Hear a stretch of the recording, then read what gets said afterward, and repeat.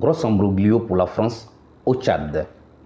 Nous nous posons la question de savoir si la France serait sur le point de perdre le Tchad comme elle a perdu bien sûr les pays de l'AES, ou éventuellement le Tchad serait-il sur le point, ou du moins chercherait un alibi afin de mettre la France dehors comme les pays de l'AES bien sûr l'ont mis dehors également. Nous nous posons cette question relativement à la tournure que prennent les événements depuis un certain temps entre la France, le Tchad, la Russie et l'AES. Je vous explique. Mais d'abord, je me présente. Mon nom c'est Yamego Mohamed et le nom de ma chaîne c'est bien sûr Afrique Info. Si vous ne vous êtes pas abonné, je vous demande bien sûr de bien vouloir le faire et de liker la vidéo afin de permettre à l'algorithme YouTube de le faire avancer. Eh bien, revenons à notre sujet.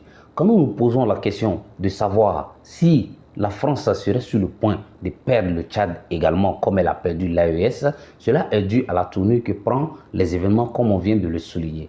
Vous savez très bien que lorsque Papa Déby, c'est-à-dire Idriss Déby, est décédé d'une mort qui reste encore, où les contours restent encore flous, son fils Kaka Déby s'est saisi du pouvoir. Le premier président sur la planète qui est parti le voir, le saluer et l'adouber n'a été autre que Emmanuel Macron de la France, et probablement lui a chuchoté à l'oreille de tout faire pour pouvoir préserver les intérêts de la France dans ce pays.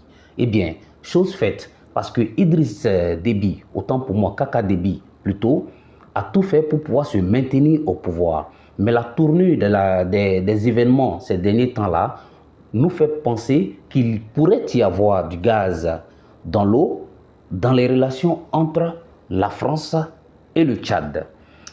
Parce que quand je dis ça, vous savez que Kaka Déby avait effectué un passage en Russie, c'est-à-dire il a effectué une visite en Russie pour aller voir Poutine afin de peut-être éventuellement renforcer déjà la coopération existante entre les deux pays. Et à son retour, quelques temps après, nous avons constaté que des soldats russes étaient venus au Tchad. Et ça crée même une petite tension entre les Occidentaux et le Tchad éventuellement. Mais quand ils sont arrivés, ces soldats russes-là, quelques semaines après, on nous apprend que ces soldats ont pu libérer 21 soldats tchadiens qui avaient été pris en otage depuis près d'un an, c'est-à-dire autour de 9 mois durant. Alors que nous savons très bien que l'armée française a une base militaire installée au Tchad depuis les années 60. Nous savons aussi que les Américains ont quelques hommes sur la terre tchadienne. Mais avec toute cette présence-là, ils n'ont pas réussi ou ils n'ont pas tenté à libérer ces 21 soldats tchadiens qui avaient été pris en otage. Ce qui relève évidemment de l'efficacité, si le cas s'avère là, de l'efficacité de l'armée russe par rapport aux armées qui étaient déjà installées auparavant dans le pays. Et ça peut compter dans la balance entre les nouvelles autorités tchadiennes et la France. Parce que forcément, le Tchad va chercher à renforcer ses relations davantage avec la Russie qu'avec ceux qui sont déjà présents sur son territoire. Ça, c'est une évidence. Parce que l'efficacité, on cherche des résultats de l'efficacité. Point barre. Le reste, ça nous importe peu. Ok. Après avoir dit cela, vous avez, en suivant l'actualité également, suivi que le Tchad et le Togo avaient participé à des exercices conjoints, des exercices militaires conjoints organisés par l'AES.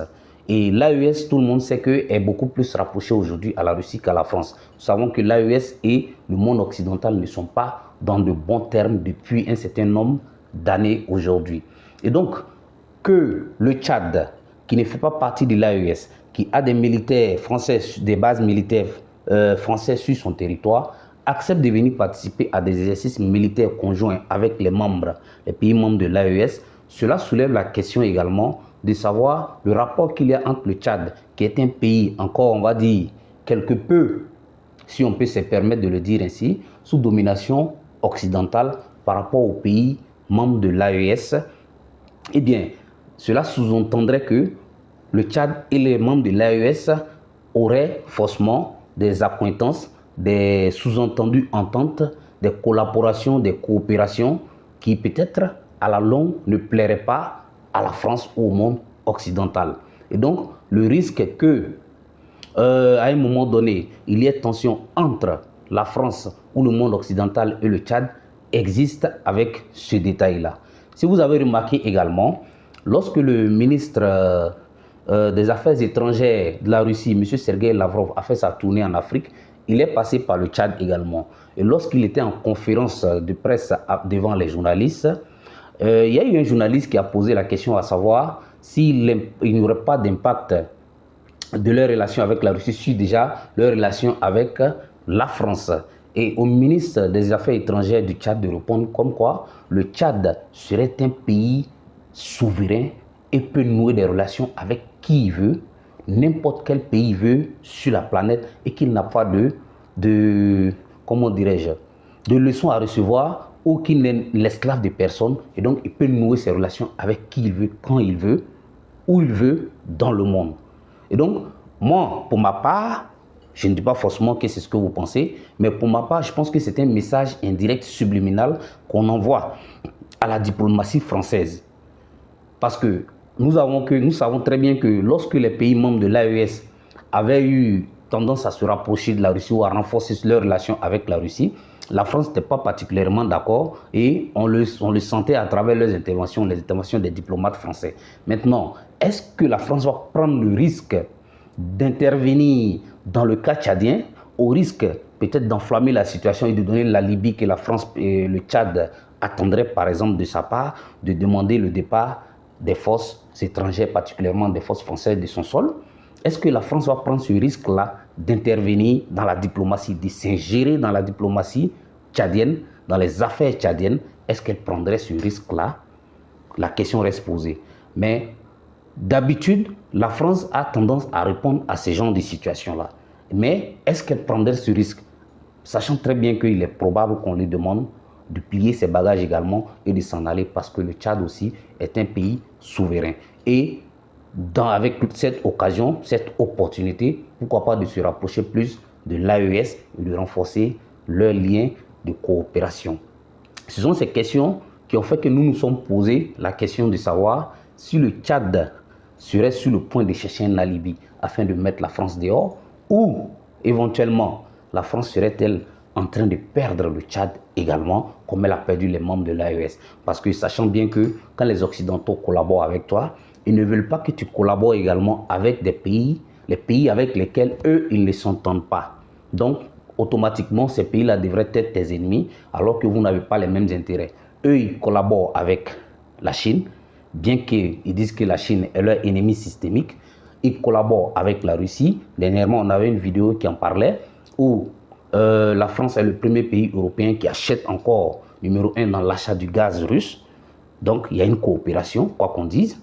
Nous, on a vu également que les États-Unis ont ouvert certaines banques qui puissent collaborer dans un certain nombre de business avec la Russie. Toujours est-il, puisqu'il y aura des transactions forcément, des transactions financières. Donc, ils ont ouvert un couloir qui leur permet de pouvoir travailler avec ces États avec lesquels déjà ils nous font croire qu'ils ne s'entendent pas. Mais quand il s'agit de leur business, leurs intérêts, eh bien, ils trouvent le moyen de collaborer avec ces pays-là. Et derrière, quand c'est les pays africains, eh bien, on vous fait injonction, on vous fait pression afin que vous puissiez cesser vos relations avec ces pays-là. Et notre question va demeurer posée, et je vous demande de donner votre point de vue dans les commentaires et de liker la vidéo et de vous abonner si vous ne l'avez pas encore fait pour pouvoir améliorer. Et dites-moi en commentaire qu'est-ce que je dois améliorer dans mes vidéos afin de vous proposer encore des meilleurs contenus. Je ne vais pas être trop long. Je vous remercie d'avoir regardé la vidéo et à la prochaine pour un nouveau numéro.